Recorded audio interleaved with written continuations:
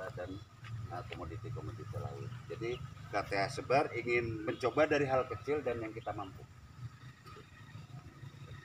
Karena yang namanya monokultur kayak Riau ini Pak, seret sawit, sekalinya hancur sawit ada penyakit atau pasar ganti, bahaya untuk provinsi Riau sendiri. Dari segi ekonomi APBD-nya dan juga segi kejahatan.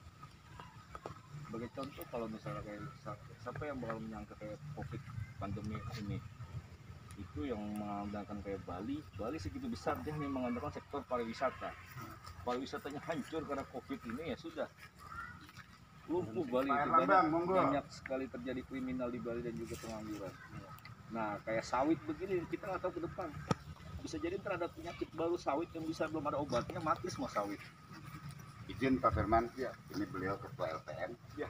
Dan juga tergabung di dalam kelompok pendidikan dan support dari awal. Kebetulan juga beliau seorang pendidik, ya. Jadi untuk KBD kita mungkin kita jadwalkan nanti untuk ekstrakurikuler, untuk ya sekolah lapang lah, ya. Dimasukkan ke mulok aja, muatan lokal.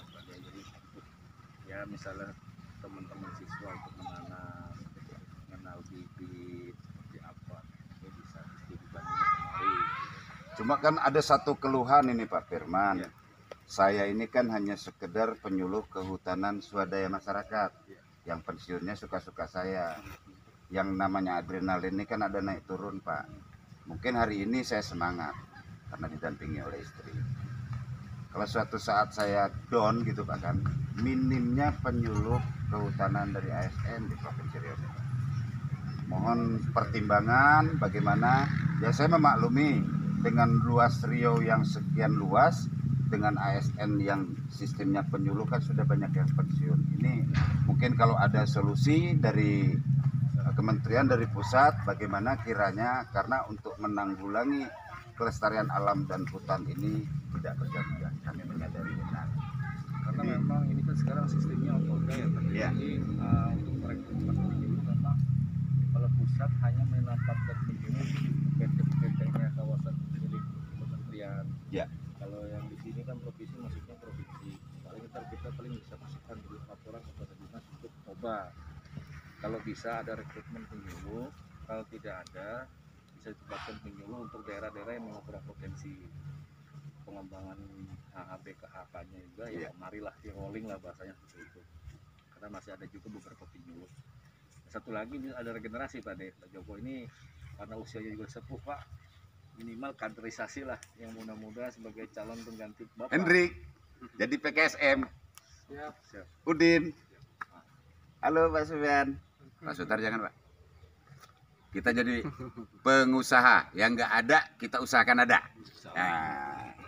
Tapi udah dicalonkan untuk di ini belum ya? Di kader Pak, di kader. Jadi memang kader. Nggak ada dampingan dari ASN penyuluhnya ya? Iya. Seharusnya memang kalau kader begini harus didaftar.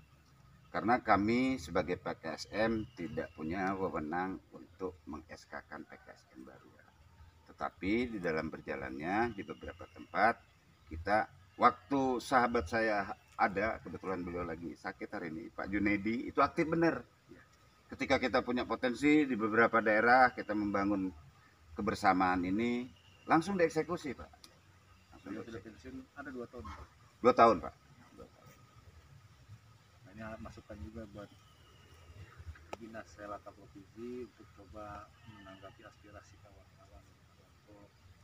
Simpel sebenarnya, hanya dampingan dari penyuluh ASN di desa Buktisari ini belum ada yang seperti itu. Jadi ya kita akan membuat laporan pada pimpinan pusat, mudah-mudahan nanti ada solusi terkait masalah kekurangan penyuluh ini.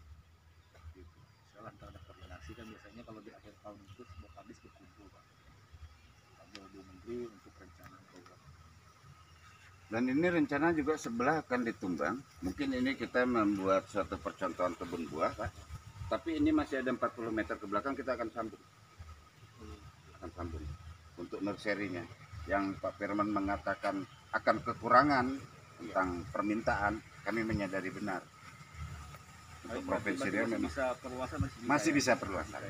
Dan untuk antisipasinya mungkin nanti di masing-masing anggota yang aktif, di rumahnya kita berikan paranet yang mungkin tidak membutuhkan waktu luas, tapi setiap kita mempunyai kebun bibit. Misalnya ada pesanan aren 200.000 batang, kita akan berbagi nanti pola kerjanya. Jadi sama-sama kerja, sama-sama menghasilkan. Kalau sistem KPD ini ada piket nggak menjaga? Selama ini belum, Belum ya? karena ini baru program Iya. sekarang. Kalau kedepannya nanti mungkin untuk edukasi kita nggak tahu, mungkin juga di sini bisa jualan wedang jahe campur serewangi, mungkin bisa. Bisa dipikirkan juga. Monggo Pak, di sini Pak.